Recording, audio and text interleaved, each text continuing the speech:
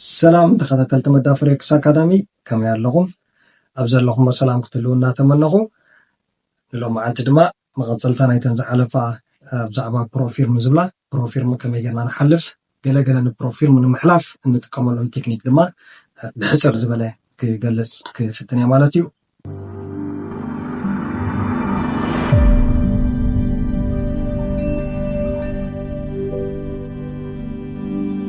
ፐርሰናል ኣነ ከም ዝርአ ዘለና ኣብዚ ከምኡውን ኣብዚ ትሪእዎ ኣለኹም ተፈላለየ ናይ ፕሮፊርም ቻሌንጅታት በዚ ቴክኒክ እዚ ዝሓልፍ ማለት እዩ። እቲ ኣብዚ ዝህቦ ሓበሬታ ድማ ንዝኾነ ንማርኬቲንግ ወይ ንኣፍሌት ነገራት ኣይኮነን። ኣብቲ ናትኩም ነቲ ፕሮፊርም ንምሕላፍ ትጥቀምሉ ቴክኒክ ከም መወከሲ ነጥቢ ክኾነኩም ንምባል ማለት እዩ። ክንርድኦ ዘለና ኣብዚ ግን ፕሮፊርም ብቐሊል ይመጽእ ማለት ኣይኮነን። እዚ ትሪእዎ ዘለኹም ሰርቲፊኬት ካብኡ ንላዕሊ ዝኸውን ፌይለር ከም ዝገበርኩ ድማ ክገልጸልኩም ይፈቱ ማለት እዩ። ከምዚ ብቐሊሉ ዝመጽእ ኣቺቭመንት ኣይኮነን። ብዙሕ ሰዓርታት ድሕሪ ብዙሕ ምድግጋም እዩ። ስለዚ ኣብቲ መጀመርታ ወይ ኣብ 2-3 ተዘይሓለፍና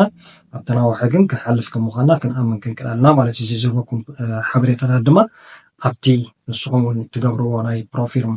ቻሌንጅታት ከም መወከሲ ክኸውን ይኽእል እዩ ማለት እዩ። ቀዳማይ ነጥቢ ኣብዚ ክንርድኦ ዘለና ስትራቴጂ ማለት እዩ። ስትራቴጂ ናትካ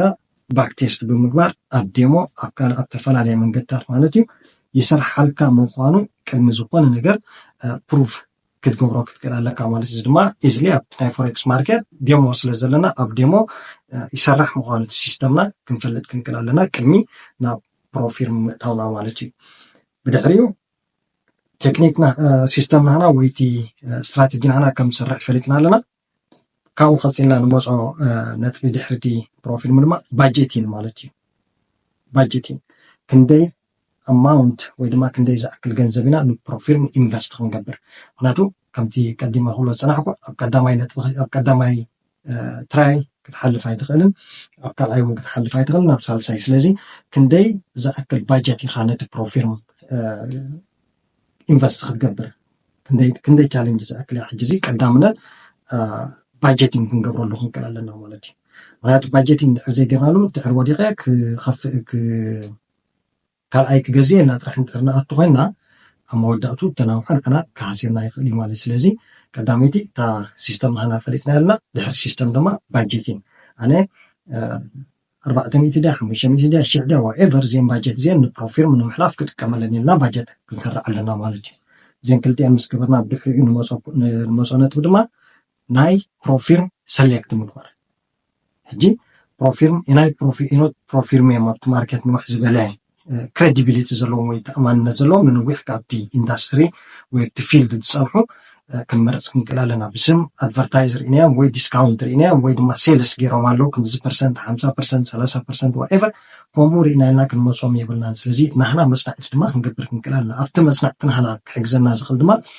ኢዝሊ ናይ ዝኾነ ፕሮፊርም ኣብ ትራስት ፓይሎት ንሕረኸድና ናቶም ሪቪው ክንርኢ ንኽእል ኢና፣ ወይ ድማ ኣብቲ ናቶም ናይ ዩቲዩብ ቻነል ንሕርኣት ኢና ኣብኡ ሪቪው ዘሎ ክንሪኦ ንኽእል ኢና። ምክንያቱ ኣብ ናይ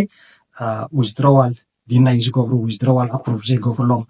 ከምኡውን ሕግታት ናቶም ዝተፈላለየ መንገድታት ዝቀያይሩ ክኾኑ ይኽእሉ እዮም። ስለዚ ቅድሚ ዝኾነ ምኽፋልና ወይ ዝኾነ ኣካውንት ክሬት ምግባርና ኣብ ናቶም ፕሮፊርም ኣብቲ ናቶም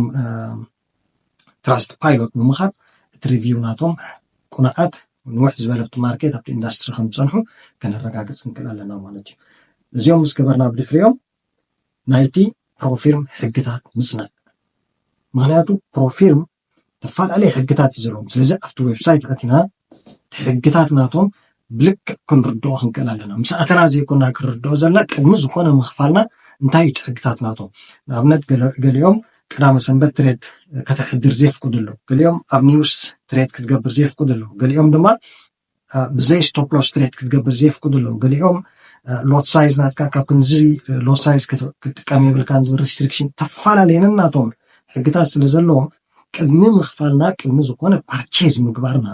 ሕግታት ናይቲ ፕሮፊርም ብልክዕ ከነፅንዖ ኣብቲ ዌብሳይት ኣቲና ክንርድኦ ኣለና ማለት እዩ። ወላው እንተዘሊና ነቲ ናቶም ካስተመር ሰርቪስ እንዳሓተትና ፅቡቅ ጌርና ክንርድኦ ኣለና ማለት እዩ። ካልእ ከም መወከሲ ድማ ዝጥቀምሉ ዘለዉ ሰባት እንድሕር ሓቲትና ድማ እቲ ሕጊ እንታይ ምዃኑ ብቕልል ዝበለ ክገልፁልና ይኽእሉ እዮም ማለት። ስለዚ ነዚ ከም ዝገበርና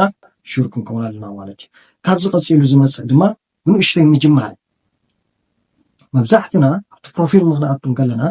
ናይ 100 ናይ 200 ናይ 300 ናይ 400 ሽሕ ዝኣክል ፕሮፊል ኢና ክንገዝእ ንደሊ ማለት እዩ እዚ ሕጂ ኮምፕሊትሊ ጌጋ እዩ ምክንያቱ ሓድሽ ፕሮፊል እንድሕር ኮንካ በታ ዝወሓደት እቲ ፕሮፊል ዝህባ 100 ድያ ሶሪ 5000 ድያ 10000 ድያ 25000 ድያ whatever በታ ዝወሓደት ክንድምር ንክእል ማለት እዩ እዚ ሕጂ ንምንታይ ዝሕግዘና ዝወሓደ ምጅማር ሓደ ናህና ዲሲፕሊን ከም ዘለና ወይ ናህና ኮንሲስተንሲ ናህና ኣብቲ የለማምደና ኣሎ ማለት እዩ ብዓግን ድሕር ኣቲና ግን ሓደ ነቲ ፕሮፊል መግዝኢ ቢግ ኢንቨስትመንት ኢና ንገብር ዘለና ናብ ናይ 100,000 እንድሕር ንገብር ኮይናስ ብውሕዱ $500 ዝኸውን ክንገዝኦ ኢና ማለት ስለዚ እቲ ቢግ ማኒ ኣብ ከምኡ ግን ናይ 5,000 ወይ ድማ ናይ 10,000 እንድሕር ጌርና ግን $50 ድያ $75 ድያ በታ ዝወሓደት ንገብር ኣለና ማለት እዩ ስለዚ እዚ ንዓና ነቲ ሜንታሊ ነቲ ማርኬት ንክንለማመዶ ክሕግዘና ማለት ዝኾነ ፓኒክ ኣይንኸውንን ማለት እዩ ሕጂ ኩልና ሓደሽ ንፕሮፊል እተኣትዉ ሰባት ፕሊስ ዓብይ ካፒታል ኣየድልየኩም ኮምፕሊትሊ ምክንያቱ ነታ ንእሽተይ ምስ ሓለፍከያ ብድሕሪ ኣብ በትናታ ፔኣውት ጌርካ ካልእ ክትገዝእ ትኽእል ኢኻ ቀስ እናበልካ ግራጅዋሊ ድማ ከምቲ ዝደለኻዮ ቁፅሪ ከተዕብዮ ትኽእል ኢኻ ማለት ስለዚ ኣብ መጀመርታ ንእሽተይ ቁፅሪ እምበር ዓብይ ኣየድልየና ማለት ስለዚ እዚኣ ክንርድኣ ኣለና ማለት እዩ ነዚኦም ምስ ገበርና ሕጂ ሕግታት ፈሊጥና ነቲ ፕሮፊል ከም ንመርፅ ፈሊጥና ኣለና ብድሕሪኡ ሕግታት ናቶም ፅቡቅ ጌርና ፈሊጥና ኣለና ብድሕሪኡ ድማ ነታ ዝወሓደት ወይ ዝነኣሰት ቁፅሪ ገዚእና ኣዳሊና ኣለና ማለት ካብዚ ሕጂ we are ready for the battle ማለት ነቲ ኩናት ሬድ ኣለና ማለት እዩ ብድሕሪኡ ዝመፅእ እቲ ፕሮፊል 5% እደይ እዩ ንዓና ዝህበና 5% እደይ ማለት ሕጂ ንዓና ከምዚ ዓብ ኮይኑ ክስምዐና ይኽእል 5% ስለ ዘለነስ ንመዓልቲ ክሳብ 4% 3% ክኸይድ ኣለና ክንብል ንኽእል ኢና እዚ ግን ሓደ ግዜ ናብ ድሮውዳውን እቲ ኣካውንት ናትካ ናብ ድሮውዳውን ናብ 3-4% ወሪድካ ንኽትመልሶ ሳይኮሎጂካል ሬድ ስለ ዘለካ ቀልጢፍካ ብሎው ናይ ምግባር ትኽእል ኣለካ ማለት እዩ ነዚኣ ሶሉሽን ክትከውን ትኽእል ነጥቢ ድማ ንስኻ ናትካ ዝወሓደ ናይ ዴይሊ ሎስ ክትገብር ኣለካ ማለት እዩ እዚ ድማ ካብ 2% ንላዕሊ ክሓልፍ የብሉን ኣብ ዝኾነ ግዜ ካብ 2% እቲ ፕሮፊል 5% ይብካ ኣሎ ንስኻ ግን ልዕሊ 2% ናይ ዴይሊ ሎስ ክትከይድ የብልካን ብኻልእ ኣብቲ ናይ ተወስዶም ሰጥኣብ ነዚኣ ፕሮፊል እዚኣ ኣብቲ ክንጅምር ከለና መጀመርታ እንታይ ኢልና ፀኒሕና እቲ ሲስተም ናትካ ወይ እቲ ስትራቴጂ ናትካ ትሰርሕ ምዃኑ ኣረጋጊፅካ ኣለካ ማለት ንፕሮፊል ምዝኾነካ ድማ ኤ ፕላስ ሰጥኣብ እንተዘይኮይኑ ክትወስድ የብልካ ኤ ፕላስ ሰጥኣብ ሕጂ ኤ ፕላስ ሰጥኣብ እንድሕር ትወስድ ኣለካ ኮንካ ኣብዚ ራንደም ኢንትረስት ኣይትኣቱን ኢኻ ራንደም ትሬድ ኣይትወስድ ኢኻ ማለት እዩ ኤ ፕላስ ሰጥኣብ ክትወስድ ከለካ ድማ ኣትሊስት 1% ሪስክ ፐር ትሬድ ጌርካ ትወስድ ኣለካ ማለት እዩ ሕጂ እንታይ 1%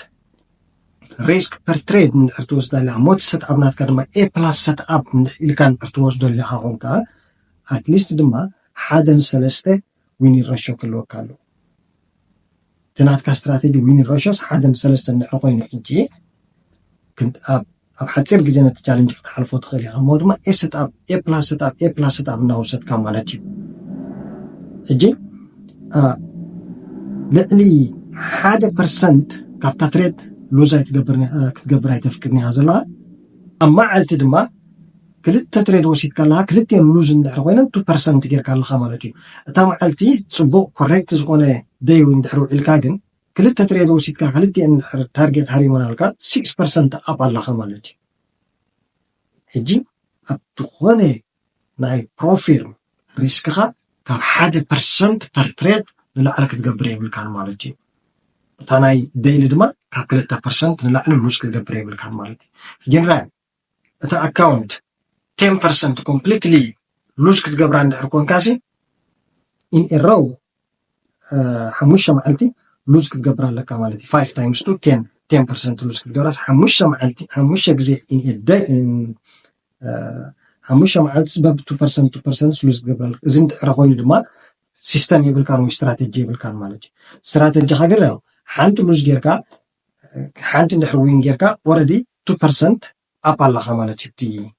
ማርኬት ስለዚ ሪስክኻ ሚኒማይዝ ብምግባር እንታይ ኢኻ ንፕሮፊል ክትሓልፎ ትኽእል ማለት እዩ ሪስክ ድማ 1% per trade at the same time 2% per day ሕጂ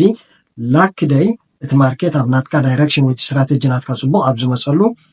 ሓደ ንሰለስተ ካ ትኸይድ ስለ ዘለኻ ብሓደ መዓልቲ ናይ ምሕላፍ ነታ ትሬድ እውን ኦፖርቹኒቲ ለካ ማለት እዩ ሰለስተ ትሬድ ወሲድካ ሰለስቲአን ዊኒንግ ከይደን 3% almost 9% ለሃት 10% ሓሪምካ ኣለኻ ማለት እዩ ብዙሕ ሕጂ ኣብ ናይ ምዕባይን መንእስን ናይ ኣካውንት ኣይኮነን እቲ ኤክሳይዝ ኣሎ ማለት ጥራሕ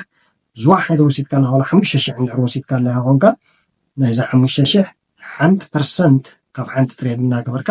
2% ድማ ካብታ ሙሉእ ኣካውንት እናገበርካ ትሬድ ክትገብር ኣለካ ማለት እዩ ብድሕሪኡ ከተዕብዮ እንድሕር ደሊኻ ከም ተቐዲመ ዝበልኮ ተዕብዮ እንድሕር ደሊኻ በቲ ካብታ 5,000 ዝረኸብካዮ ፕሮፊት ባገርካ ድማ ወይ ድማ ሪፋንድ ስለ ዝገብሩልካ ነቲ ቻሌንጅ ሪፋንድ ስለ ዝገብሩልካ ነታ ሪፋንድ እንደገና ኢንቨስት እናገበርካ በታ ሓንቲ ግዜ ፓርቼዝ ዝገበርካ ንዓ ኢንቨስት እናገበርካ ብዙሕ ኣካውንትስ ክትሕዝ ትኽእል ኢኻ ማለት እዩ እቲ ጽቡቕ ነገሩ ድማ ብዙሕ ኣካውንትስ ምስ ሓዝካ ኣብ መወዳእታ ነቲ ኣካውንትስ ኮምባይን ክትገብሮ ትኽእል ኢኻ ወይ ብሓደ ክትጥርንፎ ትኽእል ኢኻ ነቶም ካስተመር ሰርቪስ እንድሕር ዝየን ኣካውንታት እዚአን ኩለን ኣብ ሓደ ኢልካ ኩለን ብሓንሳብ ገይሮም ሓንቲ ኣካውንት ገይሮም ክብካ ይኽእሉ እዮም ማለት ስለዚ እቲ ሲስተም ኣባጋግሳት ሪስክ ማኔጅመንት ድሕሪ ኮንትሮል ጌርካ እቲ ዝዓበየ ካፒታል ብሓንሳብ ብብልሽ እናገበርካ ኣኩሙሌት ክትገብሮ ትኽእል ኢኻ ማለት እዩ ስለዚ እዚኦም ክሕግዙኹም ይኽእሉ እዮም ካልኦትን ብዙሕ ክንዛረበሉ ንኽእል ነጥብታት ኣሎ ግን ነዚኦም ቀዳምነት ንሕቶም ጀመርቲ ብፍላይ ዘለና እንድሕር ነዚአን ኣተግቢርና ሒዝናየን ኣብ ፕሮፊርም ድማ ክንዕወት ንኽእል ኢና ማለት እዩ ግን እዚአን ዝበልናየን ነጥብታት ቀዳምነት እቲ ናይቲ ፕሮፊርም ሕግታት ምፍላጥ ገለና ክንዲ ኣለና ሕግታት ናቱ ከይፈለጥና ንኣቱ እሞ ኣብ መንጎ ሕጊ ጥሒስካ ተባሂሉ እቲ ናትካ ኣካውንት ቫዮሌት ክኸውን ከሎ ኢማጅን ዝኾነ ነገር ከይተጠቀምካሎስ ነቲ ሕጊ ብዘይምፍላጥካ ጥራሕ ሉዝ ክትገብሮ ከለካ እቲ ካፒታል ዝዓበየ ክሳራ እዩ ማለት እዩ ስለዚ ሕግታት ንፍለጥ ሪስክና ድማ ከምዚ ጌርና ኮንትሮል ማኔጅ ንግበሮ ሪስክና እንድሕር ማኔጅ ጌርና ኸ ነቲ ፕሮፊርም ብቕልል ዝበለ ክንሓልፈሉ ኣብ መወዳእታ ድማ ክብላ ዝደሊ ፕሮፊርም ድማ ንነዊሕ ዘይመሓዝ ሕጂ ገለገለ ሰብ ብሰንኪ ናይ ምፍራሕ ወይ ድማ እቲ ካፒታል እቲ ሉዝ ንኸይገብር ንምድላይ ወርሒ ዝኸውን ወይ 2 ወርሒ ዝኾነ ነታ ፌዝ 1 ካፒታል ኣካውንት ጥራሕ ንሕዘ እዚ ኮምፕሊትሊ ክኸውን ዘይብሉ እዩ ምክንያቱ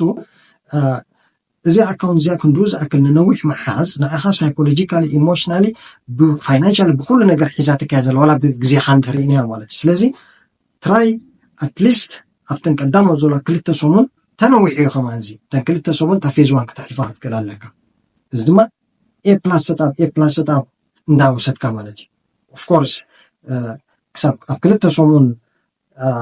ሰጣብ ሬድ ዘይክውን ስትራቴጂ እንተኮይኑ ቁሩብ ክበዝ ዝበለ ወላት ስትራቴጂ ምምዕራይ ከድልየካ ይኑ ፕሮፊርም ዝኾኑ ማለት እዩ ብሓፈሽኡ ግን ፕሮፊርም ንነዊሕ መሓዝ የድልየካ ምክንያቱ ንነዊሕ እንድሕር ሒዝካ ነታ ፌዝ 1 ንክትሕልፋ ነዊሕ ተሒዝካ ፌዝ 2 ንክትመፅእ ድማ ድሓር ክንዱ ነዊሕ ተሒዝካ ለሰ ኣብ 2 ወርሒ ኣቺቭ ጌርካ እያ ድሕሪ 2 ወርሒ ድማ ፔይ ኣውት ንክትፅበ ወይ ድማ ኣካውንት ብሎው እንተጌርካ ድማ ናይ ግዜ ክሳራ ዘለዎ ማለት ስለዚ ኤ ፕላስ ሰጣብ እናወሰድካ ሪስክ ናትካ ድማ ካብ 1% ፐር ትሬድ እንዲ 2% ፐር ዴይ እናገበርካ ኣብ ዝሓፀረ ግዜ ተነዊሑ ኣብ ውሽጢ 2 ሰሙን ታፌዞ ኣብ ወርሕስ ፋንድድ ኣካውንት ክትሕዝ ከም ዘለካ ይሃፍቱ ታርጌት ክትገብር ኣለካ ማለት እዩ እቲ ኣካውንት ከይሓዝካያስ ካብ ወርሕስ ክትሓልፍ የብላ ካብኡ እንድሕር ተሓሊፉ ንዓኻ ሜንታሊ ድሬን እናገበረካ ነቲ ኣካውንት ድማ ሉዝ ንኸይትገብር ሆልድ ምግባር ኢኻ ትገብር ዘለካ ማለት እዩ ስለዚ try as fast as you can ቀልጠፈ ተን ሴትኣፕ ታ ስትራቴጂ ከም ምስ መፀትልካ እቲ ታርጌት እቲ ትሬድ እናወሰድካ ኣቺቭ ክንገብራ ንፈትን ማለት እዩ እዚኦም ገለገለ ቲፕ ክሕጉዝና ይኽእሉ እዮም ከም ተቐዲሞ ዝበልኩ እዚ ናተይ ፐርሰናሊ ተመክሮይ ንካልኦት ክሰርሓልኩም ይኽእል ወላ እውን ደይክሰርሕ ይኽእል ግን ንዓይ ከም ትሪእዎ ዘለኹም ብዙሕ ናይ ብከምዚ ዓይነት ሲስተም ብዙሕ ናይ ፕሮፊርም ቻሌንጅታት ሓሊፈ ሆፕ ከዓ ክሰርሐልኩም ማለት እዩ ካልእ ዝኾነ ሕቶ ወይ ዝኾነ ሓበሬታት ትደልይዎ እንድሕር ሃልዩ ኣብ ቦታ ኮመንት ክትገጥፍለይ ትኽእሉ ኢኹም ደጊመ ሰናይ ቅነ ክሪስማስን ርሑስ ሓድሽ ዓመትን ክኾነልና ንኩልና እናተመነኹ ኣብ መወዳእታ ድማ ክብላ ዝደሊ ዕለት 23-24 ኣብ ዩጋንዳ ዓብዪ ናይ ፎሬክስ ሰሚናር ስለ ዘለና ኩልኹም ጉዱሳት ንፎሬክስ ማለት እዩ ኣብቲ ቦታ ይራኸበና ሰናይ ቅነ ሰናይ